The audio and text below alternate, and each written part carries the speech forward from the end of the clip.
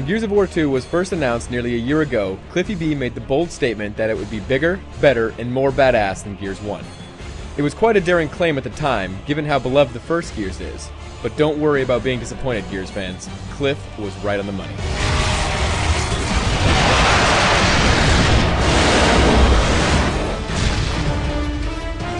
The thing you'll immediately notice about the campaign is that the scope is far more epic. There is a sense of scale that draws you into each conflict. Whereas there was only one Brumak who made a guest appearance in Gears 1, there are now multiple Brumaks to take down one at a time, and those situations pop up early and often. You really get a sense that what you're doing is important and part of a much bigger struggle. The first game was partly criticized because you didn't know the motivations of the Locusts or where they came from, and that is at the very least touched on in the sequel. The story itself was also much more involved. There was more of a sense of who the cogs are, and special focus was wisely placed on Dom's search for his wife, Maria. Make no mistake, you do still play as Marcus Phoenix for the entire game. However, since he's not exactly a Shakespearean-type character that you can empathize with, making Dom and Maria the driving force adds a needed human touch. And although the dialogue has been improved, it's still a little cheesy in a typical Gears kind of way. Nobody plays this game like me! Nobody! Gameplay-wise, it's as solid as ever. There's nothing radically different about the core cover system, but there have been a number of tweaks and refinements. Diving into cover just feels better now, and turns and rolls can be interrupted in the middle of doing them. There's also a number of more strategic things, such as portable shields, crawling to cover, proximity grenades, and using poor saps as meat shields.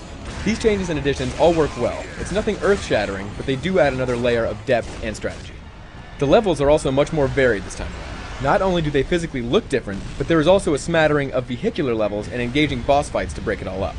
Everything looks gorgeous, just as expected. Models have been relit, the water looks cool, and there's more destruction in the environment.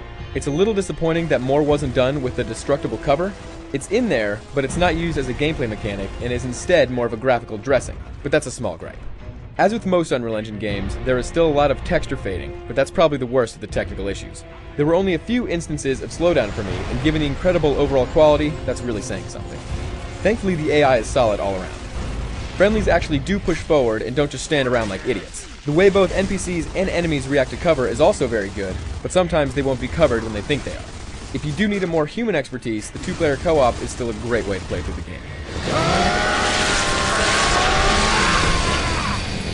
In terms of multiplayer, this is a game that's going to be played on Xbox Live for quite some time. I've already talked extensively about multi on the site, and it should be emphasized how good the additions truly are. Guardian Mode is a great, tense new version of Assassination. Wingman does a wonderful job of emphasizing teamwork, and Submission is an awesome new spin on Capture the Flag. All the modes can be played on all 15 maps, and there are 5 redone maps from the first game to go along with the cool addition of bots. The bot AI is as good as it is in single player, but there were some odd bugs that I encountered, such as one dude flying in the air while still shooting. This is by no means a common occurrence, but should still be noted. The multiplayer map design is good, if not a little too standard. Environmental hazards do liven them up a bit, as do the increased number of players on each map, so things are just a little more intense in Gears 2. Finally, we have Horde mode, and it is awesome. Up to 5 guys can face a possible 50 waves of locusts that get harder every 10 waves. It's fun, it's frantic, and it's challenging. I do have an issue in that the enemy types follow the same pattern every 10 waves. I feel like it could have been mixed up just a little bit more. But overall, it's a great mode that requires a lot of teamwork. Gears of War 2 is not just Gears of War 1.5. The scope of the game has been expanded, and everything from the amazing music, refined gameplay, and deeper story make for a game that must be experienced.